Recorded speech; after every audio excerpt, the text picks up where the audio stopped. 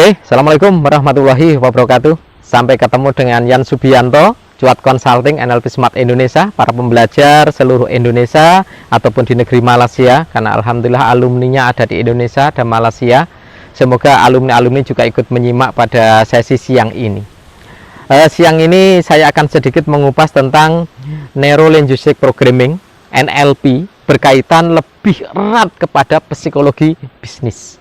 Jadi yang sekarang terjadi atau yang sedang terjadi sekarang ini, para pengusaha, pebisnis, pedagang, pelaku bisnis yang penjualan offline, online, dan lain-lain, semuanya rata-rata mengeluh. Kalau saya ada di Kadin, di HIPMI, ketemu teman-teman yang lain, rata-rata akan mengeluhkan bahwa pandemi ini ternyata memiliki dampak yang luar biasa.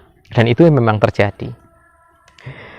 Apakah sekarang ini, setelah sebentar lagi, insya Allah di akhir Mei ini masa daruratnya akan dilonggarkan. Saya tidak bisa kalau bilang dicabut, nanti cabut, bukan dilonggarkan. Ketika ini sudah mulai ada kelonggaran-kelonggaran, artinya sudah ada arus-arus bisnis, dimulai dari minggu pertama di bulan Juni nanti B2B-nya sudah berjalan. Bisnis dengan bisnis yang mereka saling ada supplier kepada perakitan-perakitan besar, mereka sudah menciptakan usaha, mereka sudah berjalan. Apakah nanti sudah akan langsung begitu saja bisa bergerak? Sementara ada supplier dari kota lain, dari daerah lain, yang kadang-kadang sisi logistik ini masih belum bisa terjadi kelancaran dalam proses ekspedisi. Apalagi yang UMKM yang agak kecil-kecil, ini yang sekarang ini sudah harus bertarung untuk mempertahankan nyawa, mempertahankan hidup. Dari bulan Januari terkena dampak dikit-dikit, Februari dampaknya meningkat, bulan Maret ini meningkatnya tajam, dan bulan April peningkatan yang luar biasa untuk dampak yang terjadi, dan bulan Mei ini bisa dibilang mungkin sebagian sudah dalam kondisi benar-benar dalam survival yang sangat-sangat prihatinkan. Banyak usaha-usaha yang hari ini usaha untuk besok makan karyawannya dan lain-lain yang ternyata sampai hari ini cash in-nya belum ada. Walaupun ada bisnis yang memang memberikan keuntungan. Artinya apa? Ada bisnis yang dengan pandemi ini juga diuntungkan. Dan banyak juga pengusaha-pengusaha yang melakukan change terhadap produknya. Jadi produk yang tadinya nggak diproduksi sama sekali, tidak punya pikiran atau gambaran atau rencana, bahkan tidak memiliki kontingensi plan apa kalau misalnya produk sekarang ini berhenti, apa yang harus dilakukan. Ternyata banyak. Kalau konveksi, jahit pakaian, pindah untuk jahit masker, itu masih statusnya masih similar dalam satu koridor bisnis. Tapi banyak sekarang ini yang resto akhirnya harus bergerak jual hand sanitizer. Wah, ini desinfektan, yang ini jual masker, yang ini jual imun, ada yang tiba-tiba jadi kayak retailer produk-produk herbalnya makin kuat. Nah, yang seperti ini sekarang sedang terjadi. Dan saya yakin teman-teman yang berusaha, teman-teman yang punya usaha, yang nonton YouTube saya, yang masih ngikuti channel saya Yan Subianto, yang Anda masih dengan setia, bahkan Anda yang sekarang ini baru lihat belum subscribe, Anda juga menyempatkan untuk subscribe, karena ternyata banyak sekali materi-materi yang nantinya berkelanjutan yang melalui channel saya Yan Subianto. Anda juga bisa chat saya langsung untuk sharing atau diskusi di 0812 261 00050 ya. Jadi kita lanjutkan. Yang sekarang saya soroti bukan bagaimana nanti ketika sekarang ini, sekarang udah jungkir balik, karena udah terjadi sekarang ini. Antisipasi apapun yang sekarang ini sudah terjadi, kadang-kadang bahkan tidak siap ketika terjadi pandemi yang seperti sekarang ini. Karena krisis itu memang perlu disiapkan, tapi kontingensi plan tidak semua orang punya, tidak semua orang punya menyiapkan. Sekarang yang terjadi ketika krisis sudah melanda, semua bisnis sudah terkena dampak. Yang terjadi yang paling umum saat ini adalah stres dari para pemilik bisnis atau bisnis ownernya. Gimana pengusaha nggak stres? Februari, Maret, April mungkin cash in yang masuk tidak banyak. Setelah cash in nggak masuk banyak, gaji masih harus tetap membayar karena karyawan punya hak untuk tetap dibayar. Entah dia kerjanya di rumah atau dia kerjanya bisa datang ke kantor, toh mereka tetap harus digaji. Entah gajinya penuh atau dengan potongan atau apapun, tapi mereka tetap harus digaji. Dan sekarang ini mendekati sebentar lagi bulan Syawal. Artinya apa? Hari Raya Idul Fitri sudah ada di depan mata. Karyawan membutuhkan THR. Pemilik bisnis pasti sudah memutar kepala. Mereka yang punya karyawan. Mereka yang masih kecil belum punya karyawan, memutar kepala, memutar otak bagaimana bertahan. Bisnisnya bisa tetap berbisnis sampai dengan nanti karena tidak ada penghasilan yang lain di bisnis utama, kadang-kadang melakukan change yang produknya macam-macam. Kalau tadi ada yang produk similar, sekarang banyak yang produknya tidak similar lagi. Yang tadinya produksinya jualan apa, sekarang mau nggak mau jualan apa. Yang bergerak di bidang fashion, karena bidang fashionnya sekarang slow down, mereka mulai ada yang jual hand sanitizer, ada jual termometer, macam-macam sekarang ini. Tapi this is okay. Kenapa? Ini adalah bentuk-bentuk sebuah contingency plan yang langsung dilakukan, realisasi dari sebuah bagaimana melakukan kreativitas bisnis menghadapi pandemi atau krisis yang seperti sekarang ini. Baik, teman-teman Yan Subianto, teman-teman LP Smart Indonesia, teman-teman Cuat Consulting, teman-teman ada di Cuat Business Coaching, juga ada mungkin teman-teman yang dari Agro yang menyaksikan video ini, juga tak lupa juga para alumni-alumni dari pelatihan-pelatihan yang ada di NLP Smart Indonesia atau di Cuat Business Coaching ataupun di Cuat Consulting, ya. Jangan lupa juga mungkin ada alumni juga yang asesmen BNSP-nya dari LSP PSBN, ya, dari LSP kami. Mendengarkan siang ini, kita akan sharing sedikit. Saya tidak akan nyoroti langsung bagaimana tentang proses bisnisnya atau di operational manajemennya. Tapi hari ini saya akan lebih banyak sharing menekankan kepada dampak psikologis yang terjadi sekarang ini, khususnya untuk menghadapi ketika nanti bulan Juni B2B-nya sudah berjalan, pandemi ini daruratnya sudah mulai dilonggarkan, yang artinya nanti akan terjadi proses tunas-tunas bisnis dengan peluang-peluang dan tantangan-tantangan yang saya yakin berbeda dengan yang sebelumnya. Yang masa lalu pasti beda dengan besok ketika bulan Juni sudah mulai dilonggarkan pandeminya. Jangan kaget kalau nanti terjadi ada tantangan-tantangan yang memang luar biasa. Tak pelak akan terjadi sebuah bisnis-bisnis baru yang kadang-kadang kita nggak terpikirkan sama sekali, atau pebisnis-pebisnis lain yang tiba-tiba akan menyalip dalam tikungan seperti pit stop dalam Formula 1 yang tiba-tiba sudah di depan kita. Di belakang saya ini perahu-perahu nelayan, ya, sampai ujung ke sana masih cukup banyak, sampai ujung yang ke sana lagi. Apakah mereka berhenti? Tidak. Mereka masih bisa melaut, mereka masih bisa berjalan dari sungai sampai dengan laut, dan mereka masih tetap akan survive dengan kehidupannya. Itu. Oke.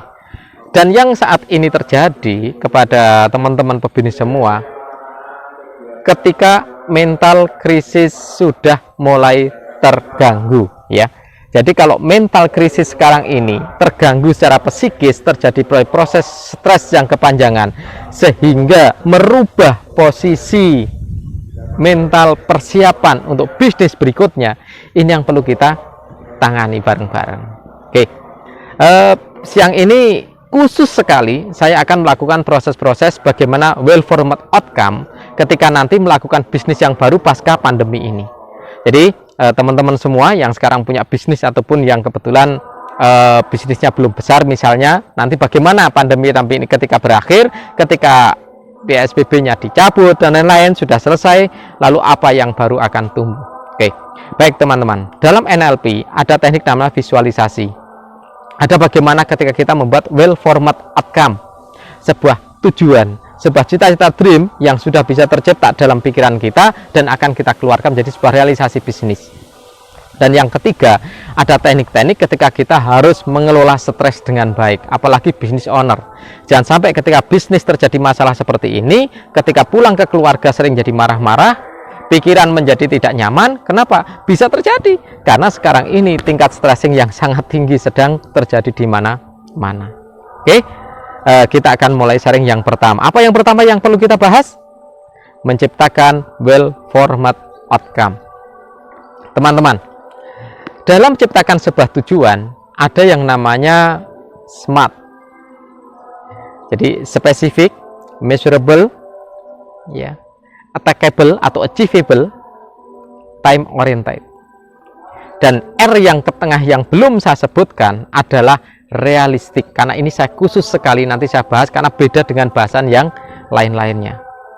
Di dalam NLP kalau kita bilang spesifik, artinya spesifik di sini bukan hanya detail dengan penjelasan yang lengkap, tapi yang artinya spesifik adalah bahwa pikiran kita mampu melakukan sebuah proses membayangkan, memvisualisasikan, bahkan sampai mengetahui cara persis, merasakan apa yang sebenarnya sedang terjadi. Itu spesifik. Jadi spesifik di sini akan berbicara hal yang akan kita capai itu benar-benar tergambarkan dengan sangat jelas sekali, sangat detail sekali yang kita maui. Bahkan kalau saya nanti kalau teman-teman ada yang berminat untuk memiliki lembar action plan-nya, di lembar will format outcome-nya, lembar WFO dan action plan, nanti akan saya kirimkan lewat email atau lewat WhatsApp. Atau teman-teman bisa bergabung ke WhatsApp grup Cuat Consulting, nanti akan kita bagikan di sana bagaimana will format outcome dan action plan untuk melakukan proses ini. Yang spesifik bagaimana sih, kita akan bahas di WhatsApp grup juga. Oke, spesifik dalam bisnis artinya kita tahu kalau sekarang ini kita sedang slow down, benar-benar kita sedang dalam kondisi yang sangat-sangat rendah penjualan dan lain-lainnya. Di bulan nanti, bulan Juni, kita tuh mau melakukan proses penjualan tuh sampai berapa juta, berapa puluh juta, berapa ratus juta, berapa miliar akan kita capai. Kalau usaha saat ini kita misalnya kita jualan, saya jualan rujak cireng merek Bunda. Ketika saya jualan rujak cireng merek Bunda di bulan Juni nanti, saya membayangkan saya pada bulan Juni nanti cash in atau income berbentuk duit yang akan masuk ke dalam usaha saya di cireng Bunda itu minimal misalnya 6 juta. Oke, 6 juta saya punya dua varian produk. Yang pertama produk jumbo, yang kedua produk yang ekonomi. Kemasannya lebih kecil, harganya 25.000 sama 15.000. 6 juta yang ingin saya hasilkan khusus cash in yang masuk dari penjualan itu, saya akan breakdown. Cireng untuk jumbo berapa, cireng yang ukuran ekonomis berapa, ini yang cireng jumbo sama sedang varian. Lalu penjualannya, saya jual di area kabupaten di sekitar saya, atau bisa lebih spesifik, saya jual di kecamatan di daerah saya, itu sekian pack. Di lingkup kabupaten sekian pack, di kabupaten sebelah sekian pack, yang lewat online sekian pack, yang lewat reseller sekian pack. Jadi saya bisa menghitung, punya target dari 6 juta itu, saya sudah merencanakan jual ini berapa box, ini berapa box, ini berapa box, lewat reseller, lewat kecamatan ini, lewat kabupaten ini, daerahnya sudah saya tata. Ini dalam bisnis. Kalau dalam penjualan kita harus punya namanya mapping dari di mana area-area zona marketing kita, produk kita akan beredar. Spesifik dalam hal ini ketika kita bisnis menciptakan WFO di Smart, spesifik yang pertama, Anda harus yakin sekali punya cita-cita nilai rupiah berapa yang akan dicapai. Kalau nilai rupiahnya tidak dibayangkan, tidak digambarkan, Anda berusaha begitu aja, ketika nanti pandemi berakhir Anda jualan begitu aja, ngebut seperti apa, tidak ada yang dituju. Sehingga perlu dituju yang namanya spesifik tadi. Anda rinci benar yang mau dijual seperti apa. Setelah dirinci secara detail sekali, tentunya Anda membutuhkan konsep yang berikutnya. Anda perlu measurable. Anda membuat scoreboard, jadi ada papan ya, Anda tempelkan papan itu, Anda tuliskan day per day itu berapa hasilnya, duit berapa, jam per jam kalau perlu. Tanggal 1 setengah hari jam 12 siang sudah jual berapa, nanti malam jual berapa. Setelah jalan 1 minggu, ini gunanya nanti untuk evaluasi sudah sampai berapa persen target yang akan kita capai. Measurable, M yang kedua. Measurable ini kalau di dalam NLP itu kita harus melakukan yang namanya pengukuran dengan mudah. Tercapai atau tidaknya secara visual itu kita mudah sekali, secara feel, auditory dan kinestetik kita bisa merasakan. Secara visual kita gampang lihat scoreboardnya. Ketika papannya kita bisa melihat, kita tahu oh ini udah sekian persen, ini sekian persen, masih kurang sekian persen, dan itu akan jadi bahan evaluasi di berikutnya. Loh, ini sudah 1 minggu kok kenapa baru mencapai 15%, padahal idealnya 1 minggu itu 25% misalnya. Oke, promosinya kurang. Oh, ini berarti grup WhatsApp-nya kurang banyak, di Facebook kurang gencar, di tempatnya Instagram belum kuat misalnya. Ini akan kita lakukan berbasis dari pengukuran-pengukuran yang tadi, measurable. Yang berikutnya apa? Attainable, achievable. Apakah di masa pandemi ini seluruh pengusaha jatuh? Tidak. Ada orang-orang yang tetap survive kuat walaupun produknya harus ganti produk, change dengan produk yang berbeda dengan bisnis sebelumnya. Mereka adalah master real yang perlu kita belajar. Orang-orang yang perlu kita contoh. Attainable, achievable artinya orang tersebut sudah bisa mencapai survival bisnisnya, bahkan mempertahankan cash in-nya, dan kita harus belajar ke dia. Kita harus kenal orangnya. Siapa orang-orang di sekitar Anda, siapapun yang dikenal oleh teman-teman, dikenal oleh teman-teman semuanya, yang masih bisa survive dalam bisnis. ngobrol, sharing, belajar, kenali caranya bagaimana, pelajari lebih detail. Itu fungsi di attackable dan achievable. Supaya apa? Mental kita meyakini bahwa ada orang yang ternyata bisa melakukan, dan kita belajar kepada beliau sehingga kita nantinya akan bisa melakukan. Oke, kita sudah sampai huruf S, M, A. Oke, saya lewati yang R ya. Yang berikutnya kita akan masuk apa? Smart. Kita akan masuk setelah realistik, kita akan masuk ke time oriented. Artinya ketika kita menuliskan tujuan kita di spesifik ya, kita punya yang namanya timetable, punya action plan. Tanggal ini mesti ngapain, jam ini mesti ngapain, harus dihitung benar-benar. Kalau memang produk Anda dijual hanya di ranah lokal atau tidak begitu besar, belum menggunakan iklan-iklan berbayar yang begitu mahal, cukup misalnya menggunakan WhatsApp group, Facebook, Instagram. Oke, sekarang dihitung. Kalau hari ini Anda iklan di tempatnya WhatsApp group yang rata-rata grupnya itu membernya katakan 200 member rata-rata, Anda iklan hari ini 80 grup, 3 hari berikutnya dari iklan saat ini ke 3 hari berikutnya bisa jualan kira-kira kok hanya 50 pack, padahal targetnya 100 pack. Berarti Anda harus meningkatkan minimal 2 kali kuota untuk iklannya. Kalau tadinya 80 grup, harus naikkan jadi 160 grup. Bahkan harus lebih, didukung oleh medsos yang lainnya. Konten iklannya mungkin perlu diperbaiki, copywritingnya, bagaimana Anda melakukan kata-kata yang bagus sehingga hypno sellingnya nanti akan bisa kita gunakan untuk berdayakan penjualan teman-teman semuanya. Jangan khawatir, nanti di video berikutnya kita akan kupas bagaimana hypno selling produk-produk untuk teman-teman yang di UMKM khususnya, supaya lebih jualan dengan melejit dengan lebih baik, mencuat produksi Anda. Oke, sekarang kita bahas yang realistik. Banyak sekali orang mengangan. Ini maaf nih, kalau ada teman-teman motivator yang mengatakan, pokoknya mimpi yang besar, keinginan yang besar, dream yang tinggi, mimpi yang tinggi, mimpi nggak bayar. Tapi maaf, kalau tidak ada bicara tentang realistik, ini akan jadi sangat sulit. Kenapa? Unconscious di pikiran kita, pikiran bawah sadar kita tidak menerima mimpian Anda. Kenapa? Karena menjadi kata-kata impian-impian yang mustahil dalam keyakinan dan kepercayaan Anda. Sehingga WFO di dalam NLP, Well Formed Outcome di dalam Neuro Linguistic Programming harus realistis. Kenapa realistis? Supaya diterima oleh unconscious mind kita menjadi sesuatu program yang bisa dibuat autopilot, karena unconscious mind kita percaya, belief system kita tidak menolak terhadap impian-impian yang tidak realistis. Cara membuat realistis bagaimana?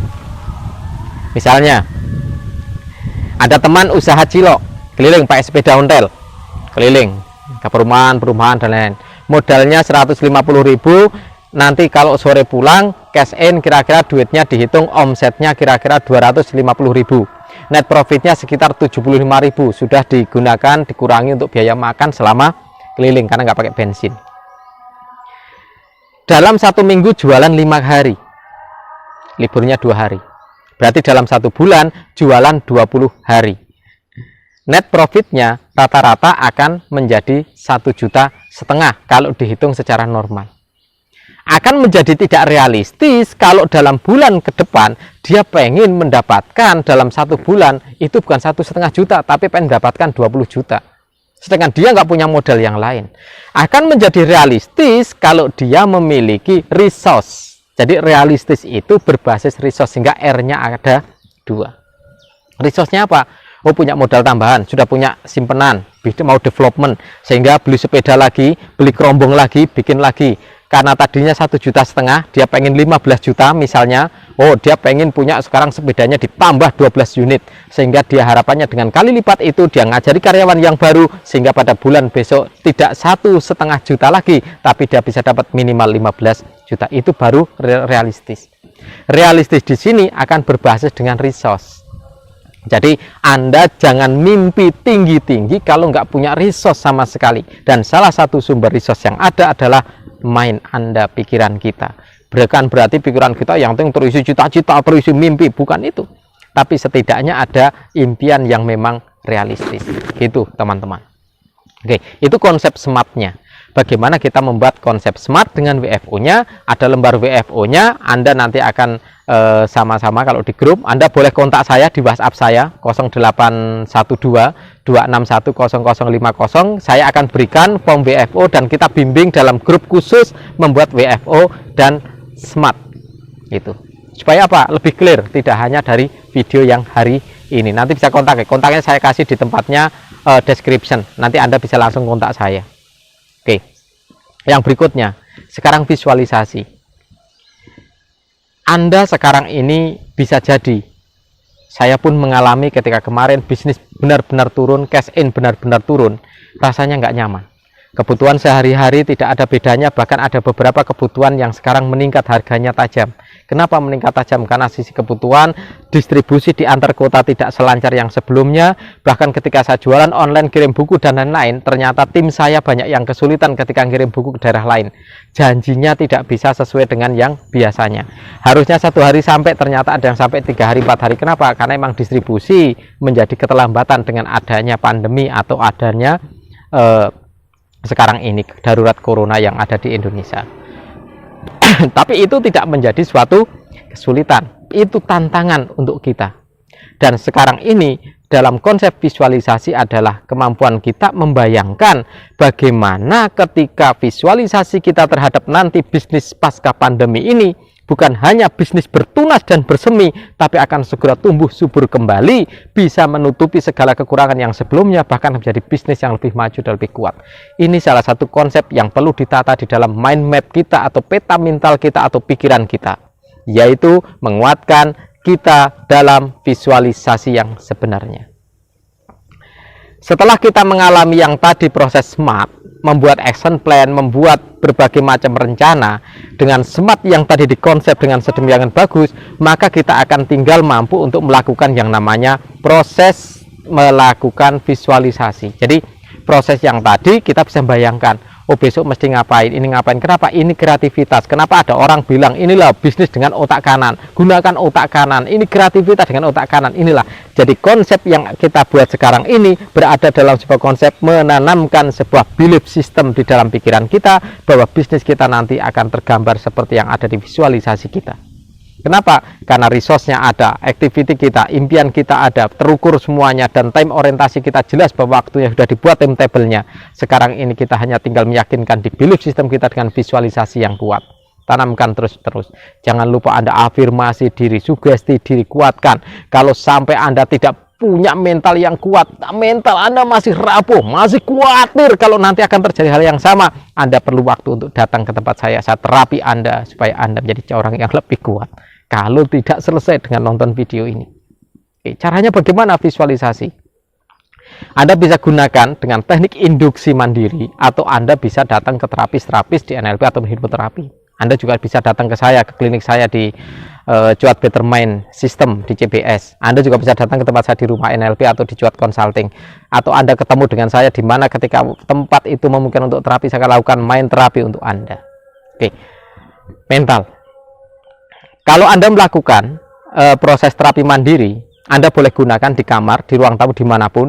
Saya tidak menyarankan atau mewajibkan Anda harus duduk bagaimana, yang penting Anda bisa duduk dengan nyaman. Anda sekarang membayangkan proses-proses di bulan setelah pandemi, apa yang harus dilakukan, apa yang harus disiapkan. Anda siapkan catatan-catatan, karena dalam proses visualisasi bisa jadi ada hal-hal yang tiba-tiba Anda ingat yang menjadi rencana-rencana atau ide-ide brilian yang akan muncul. Anda hanya duduk seperti orang meditasi, Anda hanya merasa nyaman di sana ketika melakukan itu, lalu Anda mulai memasuki waktu dari sekarang ini sampai dengan nanti kira-kira awal Juni, apa persiapan yang mau dilakukan. Tapi syarat visualisasi, Anda sudah harus menciptakan SMART yang pertama di well-formed outcome Anda. Oke, cukup jelas ya. Jadi ini Anda lakukan setelah Anda melakukan proses penyusunan well-formed outcome. Oke, WFO-nya udah jadi, proses ini visualisasi. Anda duduk dengan nyaman, Anda bayangkan langkah demi langkah, ingat sekali bahwa Anda yang akan capai itu dan lain-lain, dan cara mencapainya karena Anda di spesifik sudah menuliskan, Anda tinggal mengikuti satu persatu terus, dan nanti ada langkah-langkah khusus yang saya akan tuliskan dalam deskripsi di bawah video ini. Anda juga boleh nyusuri video-video saya. Anda kok tidak yakin conscious mind itu apa, gelombang otak apa, dan lain-lain, Anda boleh susuri video saya yang lain. Ada beberapa, nanti linknya saya berikan juga di deskripsi. Oke, sekarang kalau kita melakukannya, apa langkah-langkah yang harus kita lakukan? Oke, Anda butuh kenyamanan. Anda udah nulis WFO, Anda sekarang butuh kenyamanan. Anda hanya duduk dengan nyaman, ngatur nafas. Atur nafas Anda bukan baca mantra atau rapal kesaktian. Anda mengatur nafas untuk menyampaikan bahwa di dalam oksigen yang Anda hirup bisa sampai dengan gelombang otak. Di otak sana bisa membuat Anda makin nyaman. Perjalanan darah makin nyaman. Tubuh Anda, sel-sel Anda semakin nyaman. Setelah Anda nyaman, dan nyaman sekali, ketika Anda sudah mulai semakin nyaman, di sana Anda nanti akan tinggal melakukan proses menggambarkan apa yang akan Anda lakukan, bagaimana ketika Anda melakukan, bagaimana ketika Anda harus melakukan, terus satu lakukan satu demi satu. Dan di akhir yang terpenting bukan hanya melakukan proses, Anda membayangkan, memvisualisasikan keberhasilan yang diraih. Jangan lupa, keberhasilan yang besar yang Anda raih saat itu. Kenapa kok diperlukan itu visualisasi, menanamkan kuat di dalam belief system Anda, mental map Anda, bahwa bulan Juni nanti bisnis Anda tumbuh luar biasa pesatnya. Dan setelah ini, apa yang Anda lakukan? Stress management. Anda tidak bisa keluar rumah karena Anda harus work from home. Anda tidak bisa keluar kemana-mana, tempat wisata ditutup. Oke, apa yang harus Anda lakukan? Anda punya hobi-hobi yang bisa dilakukan di rumah, lakukan. Olahraga, memancing, menanam, atau apapun di sekitar rumah yang bisa dilakukan. Oke, sepeda statis atau apapun Anda bisa lakukan. Beberapa hari ini saya nanam. Saya bikin tanaman kangkung, bikin tanaman selada, bikin apa dengan konsep hidroponik. Saya kembangkan aquascape. Kenapa? Di situ tingkat stres saya akan terlerai. Itu untuk melakukan proses change habit terhadap stres yang meningkat di dalam gelombang otak kita. Tapi selain itu, Anda bisa gunakan konsep meditasi ringan, atau Anda bisa gunakan konsep teknik relaksasi yang juga bisa Anda manfaatkan. Teknik relaksasi yang paling nyaman nanti akan saya ajarkan di teknik relaksasi yang nanti saya ajarkan di video berikutnya, akan membuat Anda semakin mudah untuk melakukan teknik-teknik penyamankan dari proses stres dari teman-teman semuanya. Oke, saya rasa yang untuk bahasan siang ini, dengan kondisi pandemi dan lain-lain, Anda tetap harus bertahan menjadi seorang pebisnis yang luar biasa. Anda harus tetap menjadi orang yang sangat kuat. Anda harus tetap punya visi yang sangat jauh, karena Anda akan menjadi seorang yang jauh lebih sukses setelah tantangan-tantangan pandemi ini bisa kita lewati. Saya, Anda, kita semua insya Allah akan menjadi orang-orang hebat dan jauh lebih sukses. Allahumma amin. Saya rasa yang siang ini kita cukupkan. Sampai ketemu di video-video yang berikutnya. Terima kasih atas perhatiannya. Jangan lupa like, subscribe, dan sharekan jika emang memberikan manfaat untuk Anda. Biarkan juga memberikan manfaat untuk teman-teman yang lainnya. Share sebanyak mungkin link video saya ini. Saya tutup.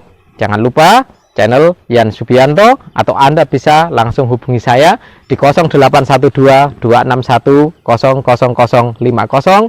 Sampai ketemu. Anda bisa masuk di website kami atau cari di Google tentang diri saya untuk kita sharing lebih lanjut, teman-teman. Oke, wassalamualaikum warahmatullahi wabarakatuh.